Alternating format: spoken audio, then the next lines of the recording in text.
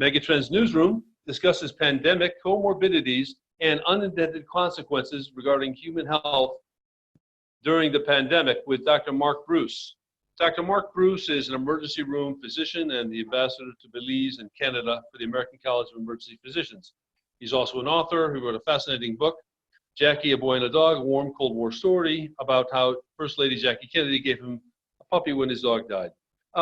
Dr. Bruce, concerning the possibilities, the unintended consequences that can happen due to a pandemic lockdown, what, based on your experience, your 40 years experience as an ER traumatologist, what can happen in scenarios like this? Well, that's a great question, Bill. The thing that rises to the top right away are the mental health complaints. And matter of fact, the very first patient that I treated that tested positive for COVID-19 had presented to the emergency department with a mental health complaint. It's kind of an interesting scenario that they presented with, but it just goes to show you that this is, first of all, a novel virus. It's something that we are learning more about all the time. And the more we know, the better equipped we are to really deal with it. But whenever people are told to stay at home, they take that many times quite literally, even whenever they should be calling 911 or coming into the emergency department. We're still open, although we have a no visitor policy in our emergency department and in most emergency departments, I think, that I'm familiar with, at least in this region of the country. That is both for purposes of protecting other patients, but also for protecting the staff too. Based on what you've seen in your ER, you're in the Midwest, what's been happening in your emergency room? Well, in the emergency department, we are seeing patients that we need to be seen, quite frankly. These are patients that maybe they wait a little bit longer than what they normally would, but we have a much higher admission rate than what we normally would because of just patients waiting for their acuity to rise. Or many times what we're seeing too is people that are very, very anxious coming in. We call them the worried well, that they're concerned because they have some symptoms that have been well advertised in terms of this could be the COVID-19. And so they want to get checked out for that. So we're seeing both the worried well and the acutely ill. I'm particularly concerned about the mental health issues, especially the longer the lockdown goes on, because people become, more and more people become unemployed. They lose their financial base. And that's something that can create a lot of stress. And stress is a main culprit, a main comorbidity to other chronic diseases such as heart disease, hypertension, and also even things like diabetes. So that's right. a big, big concern. If you look at the trade-offs, Dr. Bruce, between maintaining down to the limit the number of coronavirus cases and deaths from that, and then the fact that other unintended consequences can happen at home: domestic violence, heart attack, stroke, and such. What's your own opinion on the trade-off? Are we at a point now where it's getting to be, let's say, more expensive in human life to continue with the lockdown or not modify it? I think that there's recognition of the fact that there is suffering if this economy totally crashes.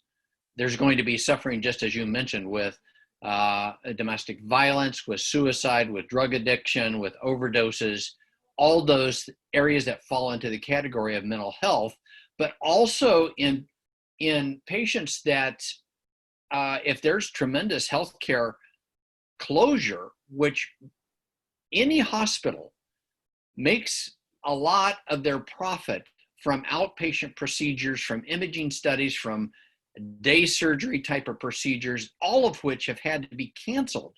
And so there's tremendous financial stress on the part of the healthcare institutions themselves. And if they start going out of business, all of a sudden there's not going to be the resources to take care of the 1,800 people today in America that are going to die of their heart attacks. And so you're going to see those kind of issues come to fore if we don't get back on track in a smart way. We have to do it smart, Bill. And what I mean by that is what does that look like? Well, we recognize, first of all, who the very vulnerable population to this COVID-19 pandemic is. That's been well documented. Those are the people that are older, people that have chronic disease like hypertension, diabetes, known heart disease, COPD, but also patients that are obese. Obesity is one of the main risks associated with this having a bad outcome with COVID-19. So you can identify who those at-risk group is, take the precautions to protect them, and let everybody else kind of go back to their normal or more normal back to work to kind of get things going, while at the same time protecting that vulnerable population. That's what I mean by being smart. What's your opinion of the medication and treatment options, one of which is that Dr. Vladimir Zelenko has touted? President Trump has talked about a lot, hydroxychloroquine sulfate with azithromycin. Some also want to include zinc sulfate in that mix. What's your opinion of how effective that's been treating COVID-19 for those who come in with an infection? My opinion is that we need the data, because right now we do not have good large group studies in terms of the benefit associated with this. There are multiple different trials going on using those drugs in various combinations. For example, I've seen about 6 different dosage regimens for hydroxychloroquine. And so these are medications that have potential significant side effects. And we need to know the right dose for the right patient at the right time for how long before we can safely give this medication without creating more problems than what we're trying to solve. So we need the data. And right now, we don't have that data. We don't have well-defined protocols for what's going to work for which patient at which stage of the disease. You make good decisions when you have good data. Right. And right now, what are the treatment options that are generally employed? Well, our treatment options in the emergency department are deciding, first of all, how sick somebody is. Do they need to be admitted? Do they not need to be admitted? If they need to be admitted, do they need advanced airway placement? Do we need to intubate this patient? We are working very hard to try and keep patients off of ventilators if at all possible. There's a couple reasons for that, Bill. Number one, the average person who goes on a ventilator without COVID-19 stays on a ventilator for about 3 days. The average COVID-19 patient that goes on a ventilator, first of all, has more than a 50% chance of dying. And number two, they will stay on the ventilator for about 20 days. And the longer you're on a ventilator, the more complications you have associated just with the ventilator use.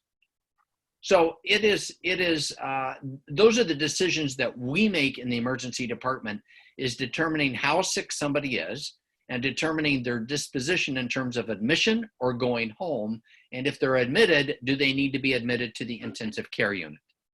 We're doing everything we can to optimize the oxygen. But what type of nation? So beyond the use of oxygen for somebody's having difficulty breathing, what other, do you have any antiviral medication that can be used? I've heard talk of the use of, it sounds very innovative and maybe just very experimental, the use of ultraviolet light, yes. Being inserted into the lungs. Is there any treatment that's been done? Again, there's lots of things that have been tried.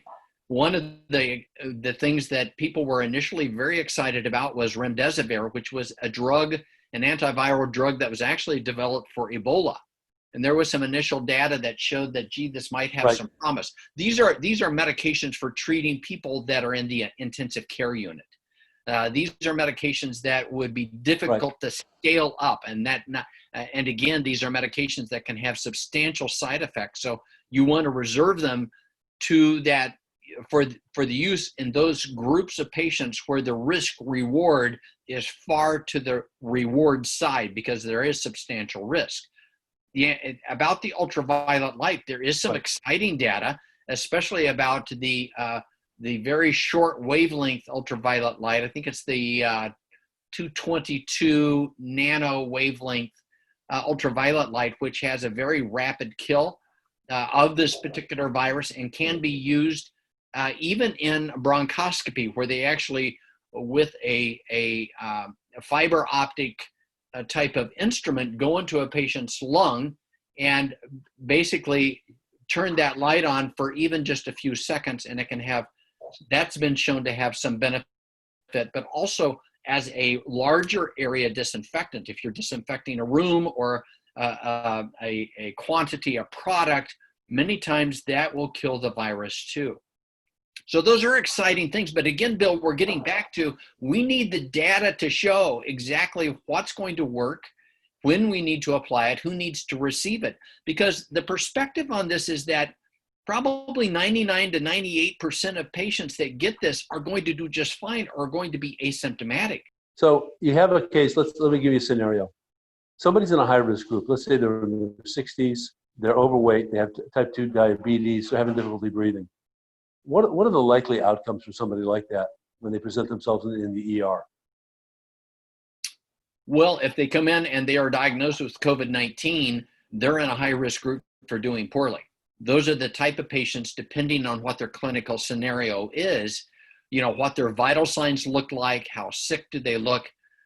Those are the patients that more than likely are going to be admitted.